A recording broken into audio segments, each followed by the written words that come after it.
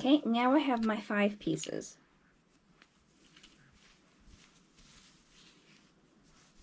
I have my 2 neck ribbing pieces, which are going to be grafted on like this, front and back. And I'm going to do up the ribbing seam here and fix a little fault I had in the yarn. It split and didn't pick it up completely here. I might drop down the stitches and just, you know, crochet them back up. And then here, I think when I transferred it, I didn't see that it wasn't on completely and it fell down. Okay, for the collar, we are going to need to graft into 22 stitches on the triangle point. So there are 32 rows, so you can't just graft into each stitch. You have to evenly space them. And you just think about it. You can kind of just put it down and kind of see where it fits. But I like to calculate out about the correct spacing. So what I do is pick up with waste yarn all the possible stitches, and I've also added a stitch here in the gutter, so it'll close this gap here. I don't want to have like this big gap between those 2 stitches, so I've added a stitch here. And then I put this blue from the waste yarn here, just so that's kind of how they're going to hang. So that's how it's going to actually, this is what I'm going to graft into. So you can see it closes it up as opposed to not having it there and having this gap there. So I have 30 stitches and I need to end up with 22. So I space out the 8 that I'm going to remove. So 8 divided by 30 is 3.75. That means there's going to be every 3 or 4, third or fourth is going to be dropped. So I've decided to do 1, 2, 3, drop the next, 1, 2, drop the next, 1, 2, 3, drop the next, 1, 2, drop the next, 1, 2, drop the next. So how many sections? So 3, 2, 3, 2, 2, and 2, drop the next, 1, 2, 3, 1, 2, 3, drop the next, and then 1, 2, drop the next, and then we have 3. 1, 2, 3. So then these are the stitches I am going to graft into. And I can repeat that on all 4 points. I don't have to pick up the stitches again. I can just see where I did it on this point. So then I am going to attach this collar by grafting it on. Okay.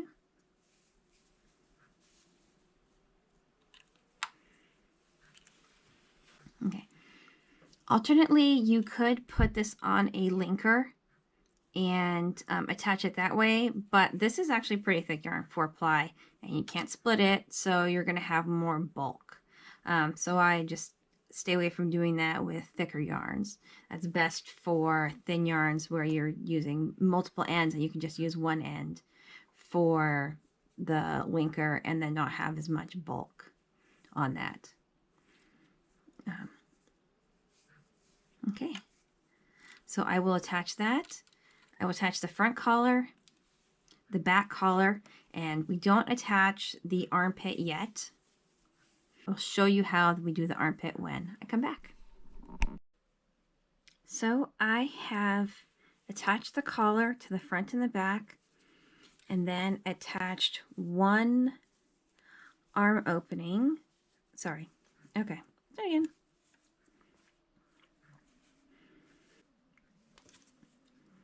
Hi, so I have attached the ribbing to the collar front and back, and then I overlapped the front and the back piece, and I left about 4 centimeters here, and then I attached the ribbing to the arm opening, going through both layers for this section right here. And I'm currently doing the same thing for the opposite side.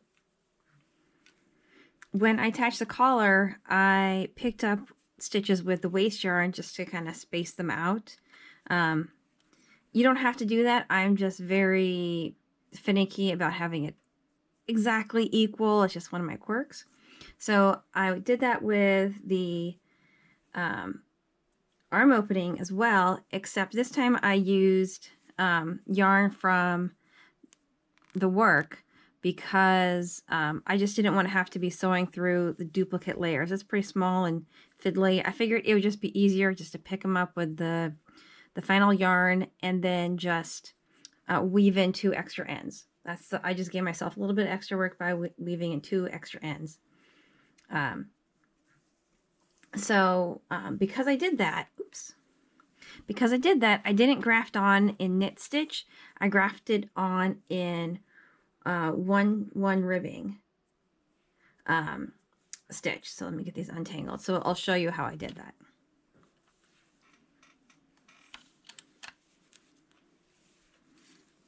Okay, so here I am.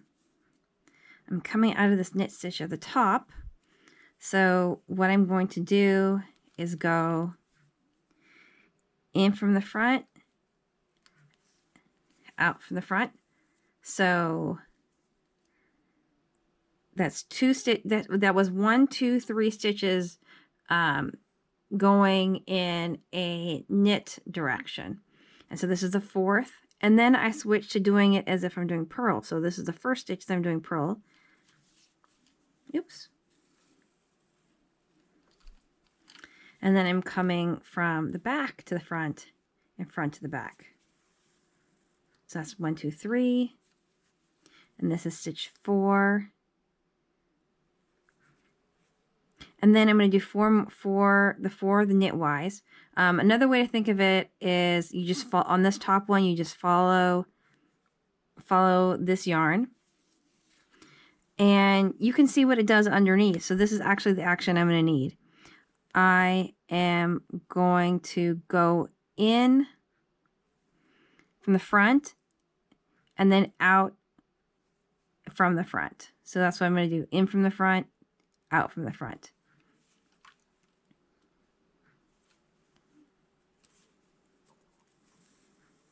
And then follow the path of the yarn above. So through here and then down. And the third way you can think of it is after I'm coming out of this purl stitch, I want this stitch below to look like a purl, so I want to put the purl bump on front. So I'm going to come out from the front and then in from the front.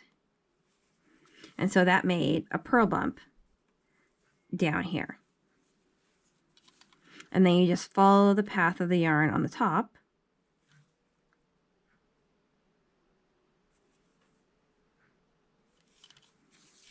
And then this is a knit stitch, so I want directly below, I want it to look like a knit.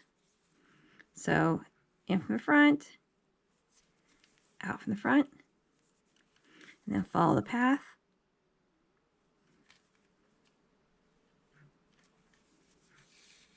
And then just continue this to the end.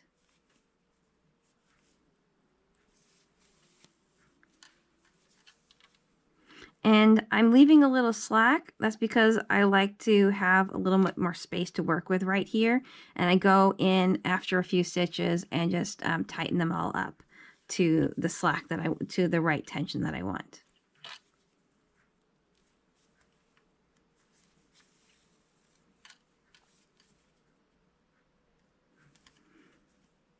So you just continue on for all these stitches.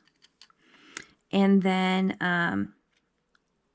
at the end, I have a little bit of slack at the end, so I'll have the seam take up some of these extra stitches. So I actually did 64 stitches around the arm opening, and this is 66.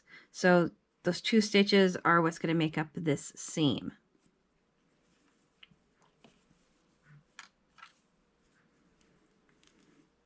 Okay, and just continue on.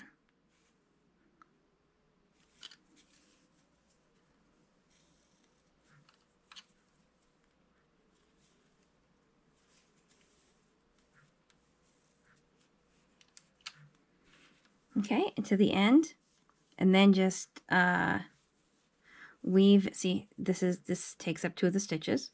Just weave in all the ends. Give it a good wash, whatever's appropriate for your yarn. And I want to say something about the sides, because I see a lot of people have a lot of marks here on the side. So I have a slight mark here. It has been lying flat around the seam, so I have that mark from that.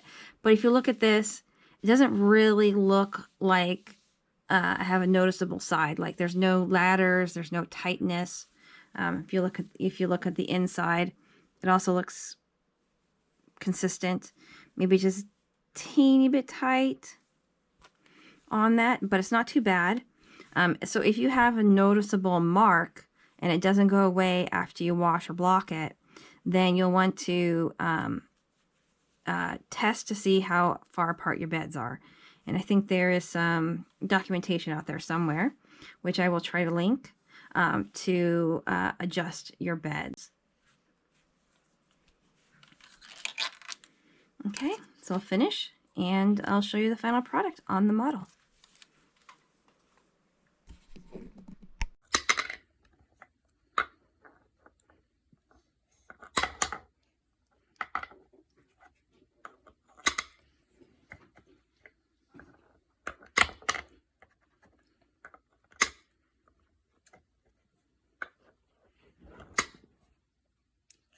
Good job. We try again. Want to help her?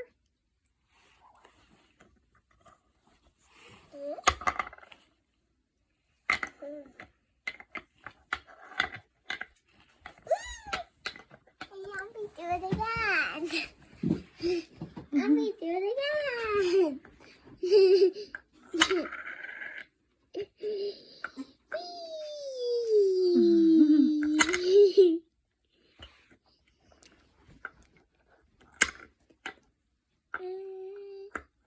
Done.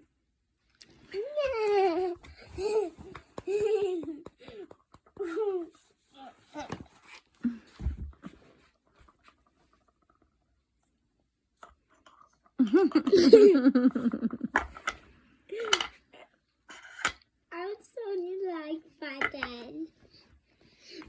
Like button.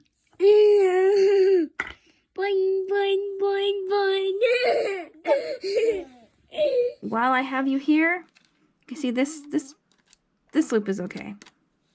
Some of those were bent, so I'm going to put these down. Get rid of this one. So, which one was it that was bent? This one right here. Okay, so this does not go all the way down without pushing it. So it does go all the way down if you push it, but you see it's to the side. So what I'm actually going to do is I'm going to ever so gently bend this to the side while it's here. I'm not going to puncture, I'm not going to push my puncture point here. I'm not going to try to dig into these channels. I'm just going to gently push that back. Try to get a good angle. See, if you do it when it's in here and it's in the channel, it holds it for you. It's really hard to do this when you have it out of the bed, because you have to hold the needle still and press this against it.